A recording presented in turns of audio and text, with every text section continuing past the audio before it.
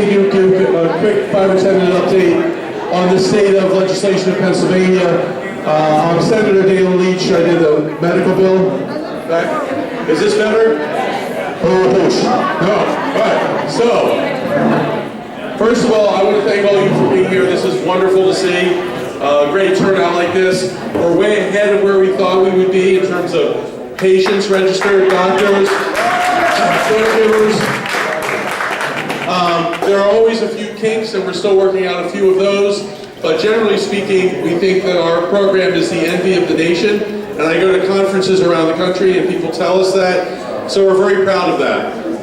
We are also, in the next couple of weeks, Senator Sharif Street and I will be rolling out a recreational adult use bill. The thing is, there's a lot of tricky parts about marrying an already existing medical program with a new recreational program, and there's a lot of tension between existing license holders and aspiring license holders in the new space, and what advantages or what head starts or what guarantee should be given. But I want to just tell you one thing about this. The one thread that runs through everything we've been deliberating over the last several months, and we've met for hundreds of hours, and we're very close to think we have the bill we want, is the concept of social justice.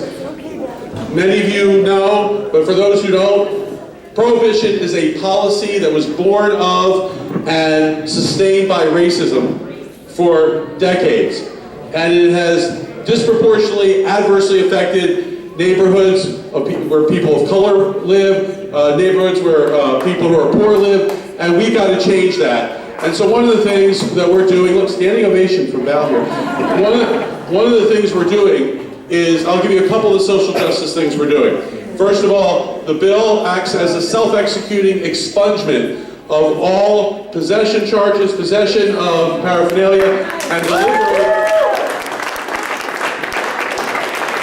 and delivery charges under an ounce, because we think we could get that passed. That'll be a huge thing. All supervision ends. Now, if you were robbing a bank and you had pot on you, you still have to do the bank robbing part, okay? But everything else, and you can still work, you can work in the industry, and that'll go a long way towards ameliorating some of the problems. But the other big issue that we've been wrestling with is, for a lot of reasons, the barriers to entry on the medical side were high. You had to have a lot of resources to get a license to be a grower or whatever in the medical space. We don't want that to be the same in the recreational space exclusively.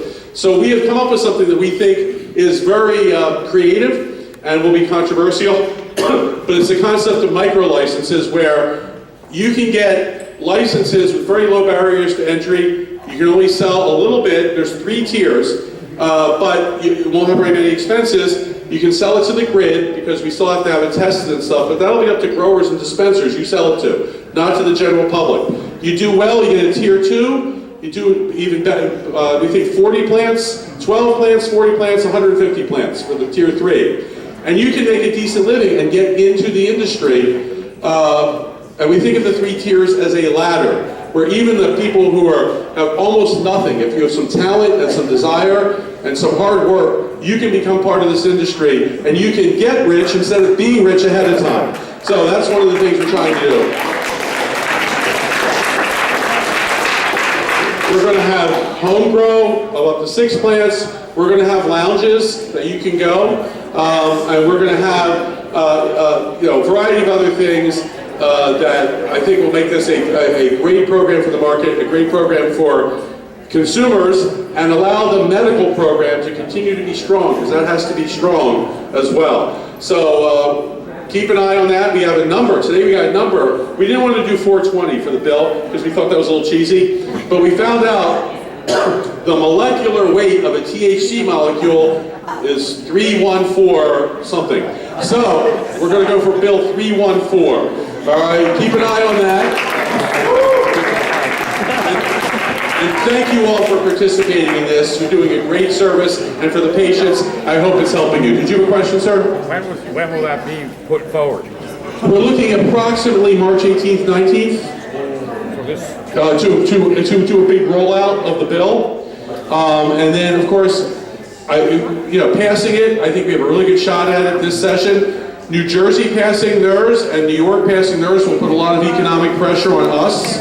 So I think that it's going to be hard to sustain prohibition in the face of what everyone around us is doing. Yes, sir. I'm a New Jersey patient. I was wondering if you guys are doing anything for reciprocal.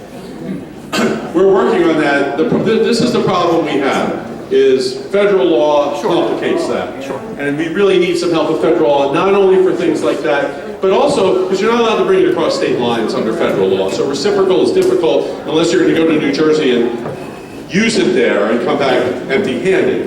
But that you don't even need. Once it's ready, you can do that. Right. So, but we're, you know, banking, insurance, all kinds of things will be better if we have a federal protocol that is rational. Sure.